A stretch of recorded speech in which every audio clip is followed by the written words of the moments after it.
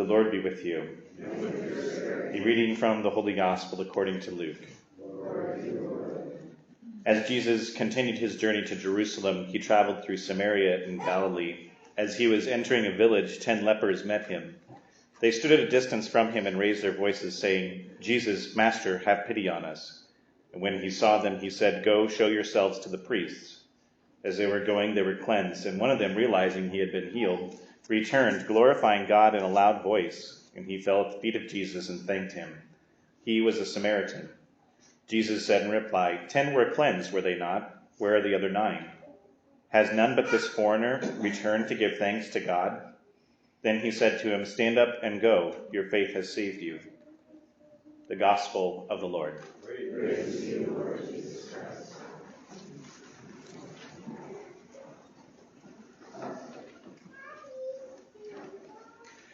I don't know why the Mass readings do this sometimes, where we're sort of thrown right into the middle of a story with no sort of explanation or setup. Why not tell the full stories? Because people it's going to take too long. You can't be in church that long. So if you're sitting there during the first reading and you're thinking to yourself, who is this Naaman guy and why is he in the Jordan River? Don't worry, your confusion is warranted because it doesn't tell the story. So here's a little background on the story. Naaman is a Syrian general, and he's in the Israel area because he's attempting to conquer Israel. Naaman is also has a case of leprosy. So he seeks out Elisha, the prophet, for a cure. And Elisha tells him to go to the Jordan River and plunge into the water 7 times, and Naaman puts up a big fight. He's like, "Is that it? Why in the world would I bother with that when we have much greater rivers in Syria than the Jordan River?" And that's where our first reading begins. Naaman is eventually convinced to do exactly as Elisha says, and he goes and he bathes 7 times in the Jordan River, and he is cured of his leprosy. Here's the thing about Naaman. He's right. I've been to the Jordan River before, and it is nothing to write home about, unless you're writing home to say how unremarkable the Jordan River is. Picture in your head the Frenchman irrigation canal. It's about that wide. And then now imagine that the water in it is this sort of odd, sort of sickly blue-green, sort of like laundry water, kind of sewagey in color. And then you have a better idea of what the Jordan River actually looks like. A narrow, oddly colored river of dubious purity. And yet, God tells him to bathe in it through the prophet Elisha, and Naaman is cured of his leprosy. I think this story perfectly encapsulates our expectations of God.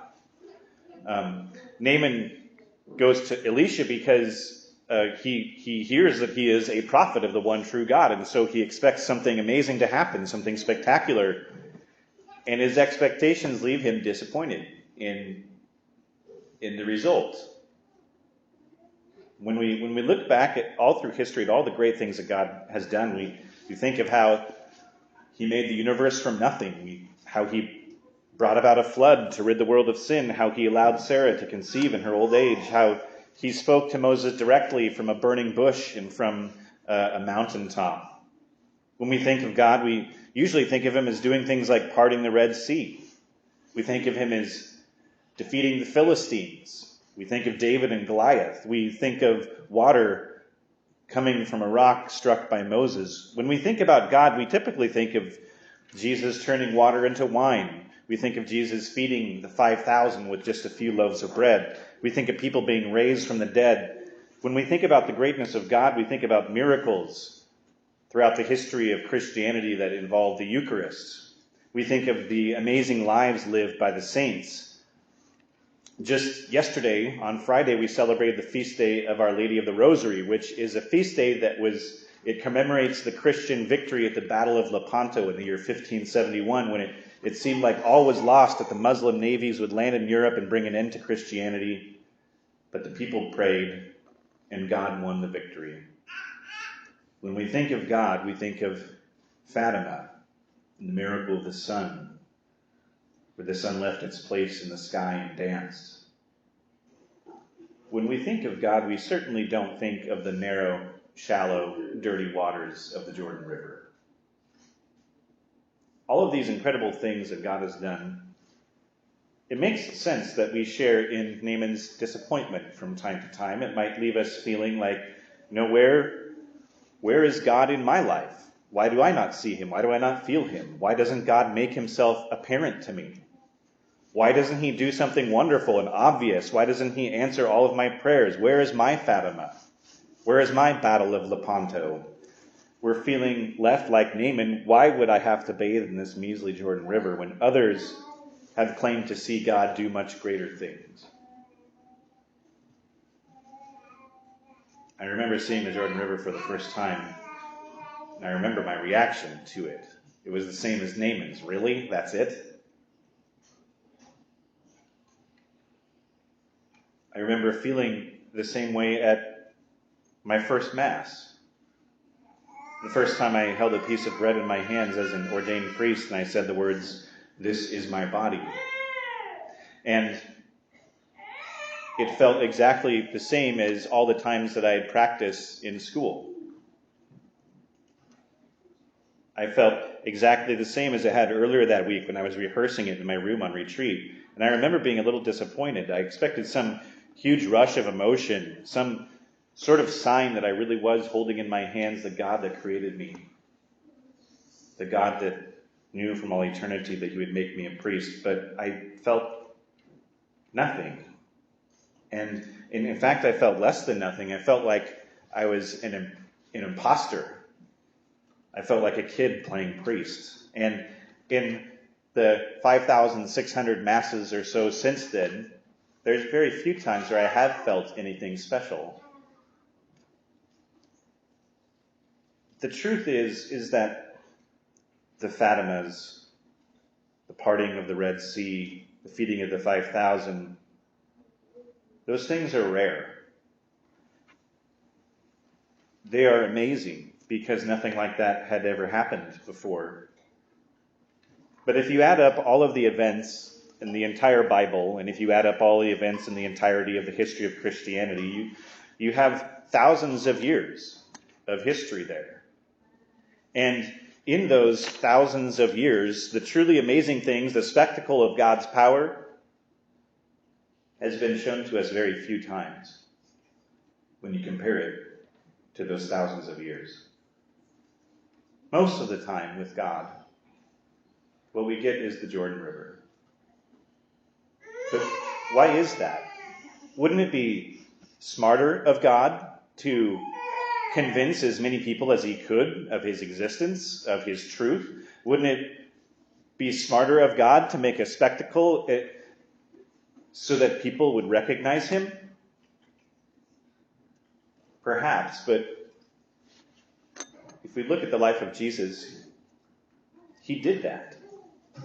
He performed miracles, and he gathered a following. Thousands came to see him, and what was the response of the crowds?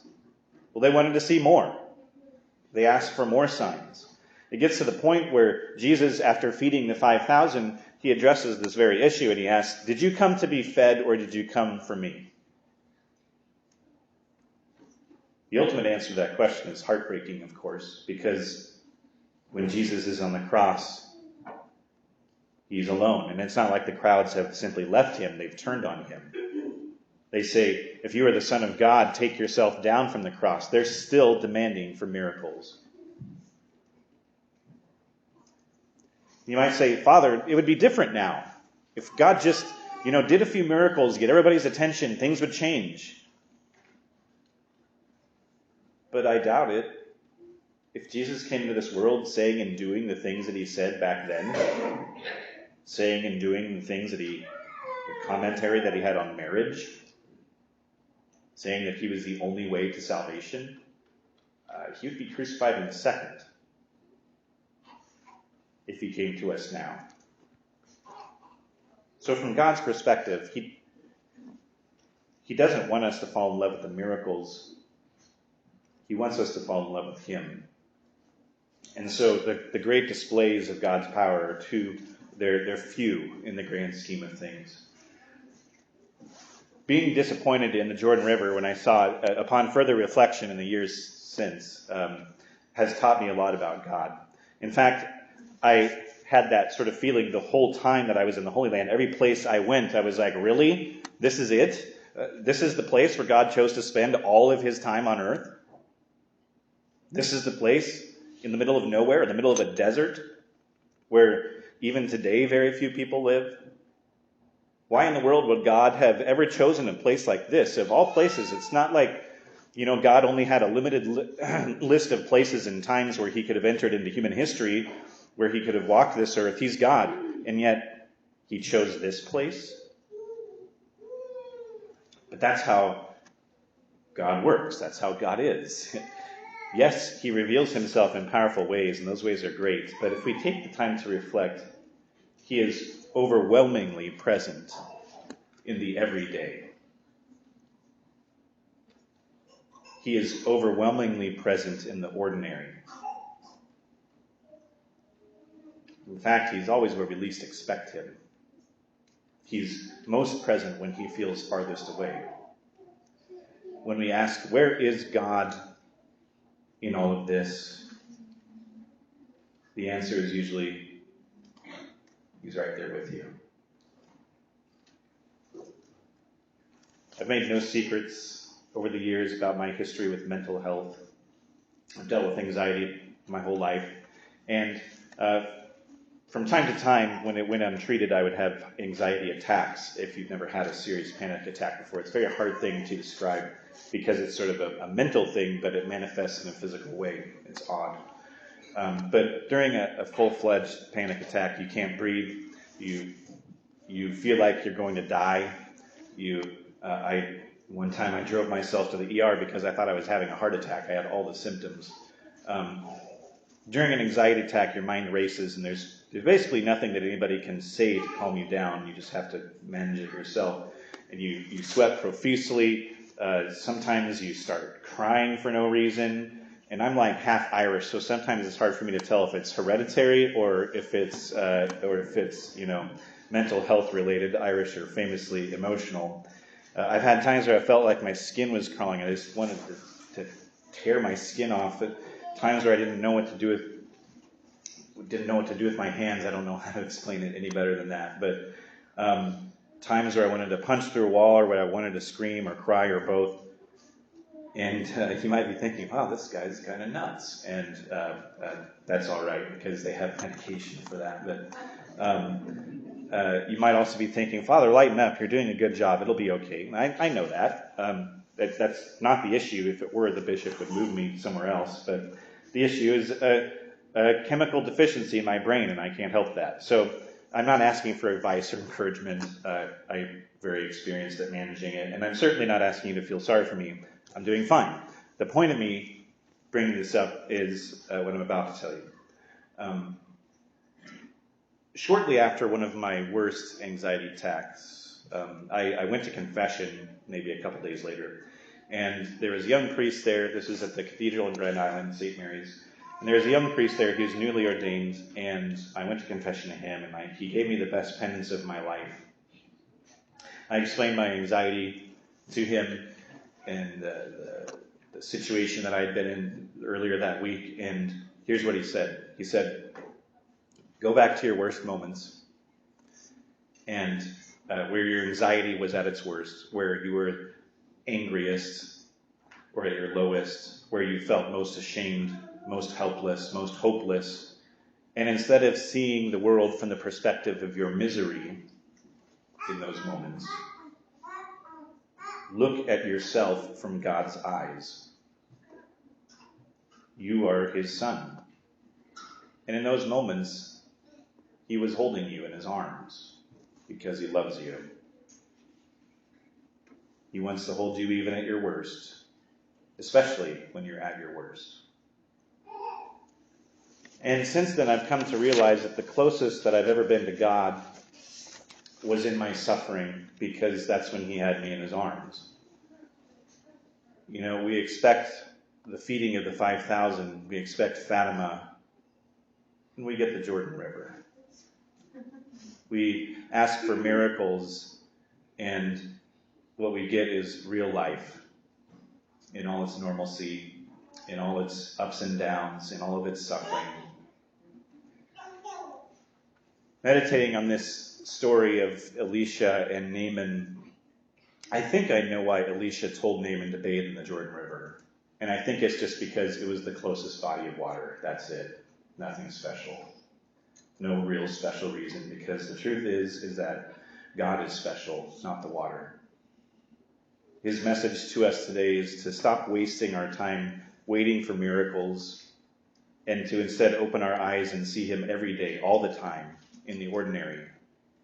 And when we begin to do that, when we see God speaking to us in many little ways, then we begin to realize that nothing is actually ordinary. That every moment of our lives, even moments of suffering, is a moment to experience God and his love for you.